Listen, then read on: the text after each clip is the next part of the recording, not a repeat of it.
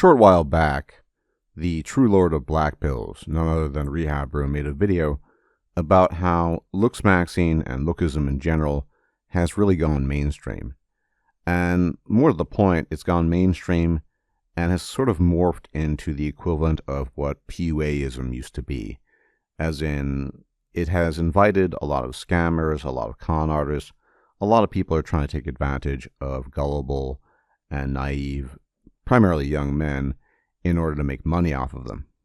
And I saw in the comment section, interestingly enough, some comments about the importance of gatekeeping, how some things need to be gatekept in order to keep them, well, basically what they've always been. And it's not a bad idea necessarily, and generally I support that, as I've seen a lot of things that I value, and I'm sure you've seen a number of things that you value as well, go mainstream and become something other than what you used to know it to be. But this example of lookism and looks maxing becoming the new version of PUA scams isn't really anything new. Because we have to face something fundamentally here, gentlemen, and that is the hard truth that nothing can be gatekept anymore. Everything is mainstream. And if it's not mainstream yet, it probably will be. And if it won't be, that doesn't mean that it doesn't have the potential to be so. You see this across the board. Do you remember decades ago when comic books, Marvel with DC, that sort of thing, and comic book collecting was the province of geeks and nerds and losers?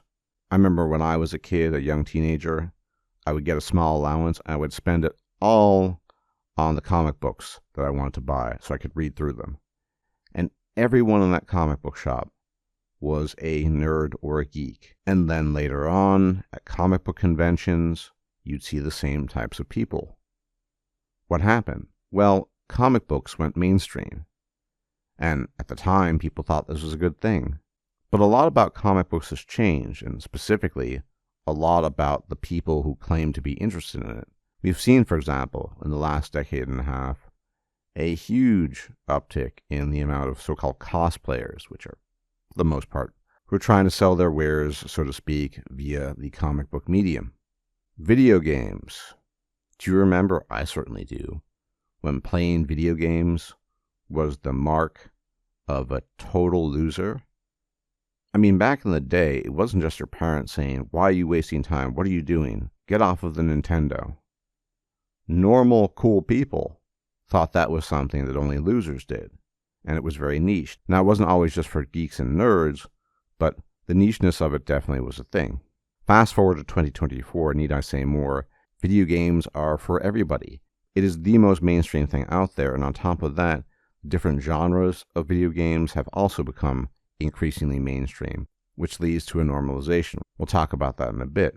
And then finally, although it's not the last example, because I could talk about examples until the cows come home, you have the example of tabletop role-playing games like Dungeons & Dragons, and they too have gone mainstream with all the attendant changes you might expect when anything goes mainstream. Whatever it might be it lookism, or a hobby like comic books, or tabletop role-playing, or video games, once things enter the mainstream, they necessarily morph and become normalized, quite literally tailored to the normies. Because one of the main reasons why a lot of these hobbies and things used to be uncool and for losers wasn't just that they weren't socially sanctioned and had not been socially or culturally vetted. That was a part of it. And that was probably the biggest part that prevented a lot of women from entering these spheres, because women always require a status vetting before they enter into a hobby, typically. It was also the lack of accessibility. I mean, have you looked at the stuff that came out in the 70s and 80s on Dungeons & Dragons? Only a total nerd and geek could actually get into it. You had different types of die, not just the die 20. You had die 4, you had die 8, die 6, die 10, die 12. And it was confusing as hell for all but the most dedicated players and dungeon masters. The same is true for comic books. The people who had followed the history of various comics for decades, Spider-Man, Avengers, Batman, Superman, what have you. In some sense, you almost had to be a historian to keep up with it. which then could allow you to make the argument that the people that purport to be into it these days are a bit superficial, and that's probably true. But we've definitely seen a dumbing down of everything with respect to the mainstreamification of things that used to be gatekept. Now, I should add that most of this was never intentional gatekeeping. It's not like geeks and nerds back in the day playing weird video games or D&D were thinking, we need to prevent other people from accessing this.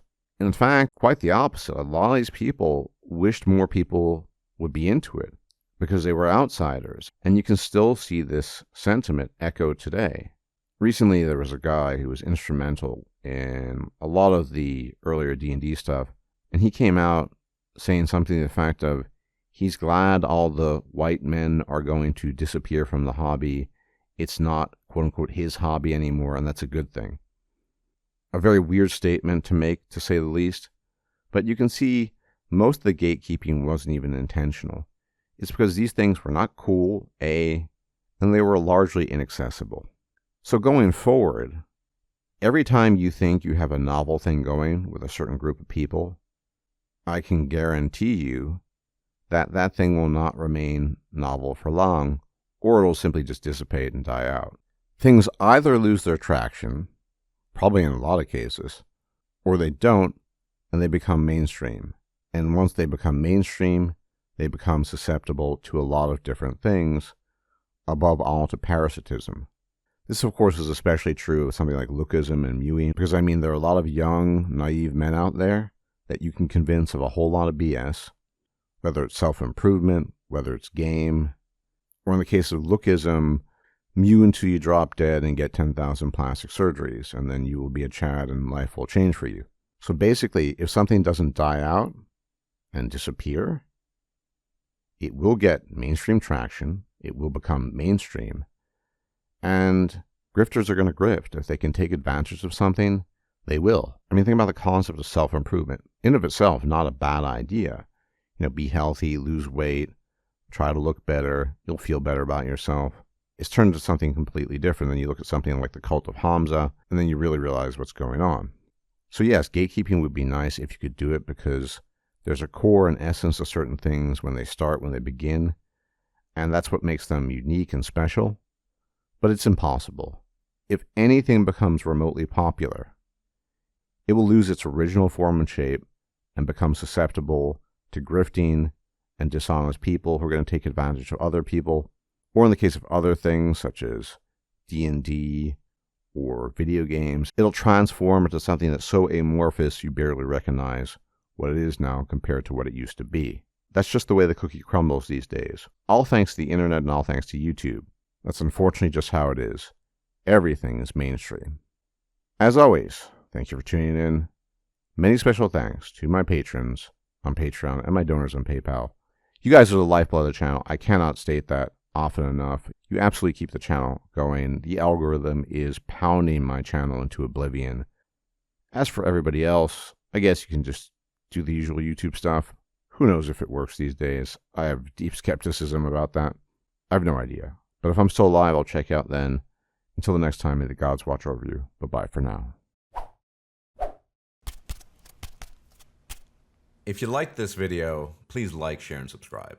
And if you enjoy my content, please consider making a donation or becoming a patron. Thanks for watching.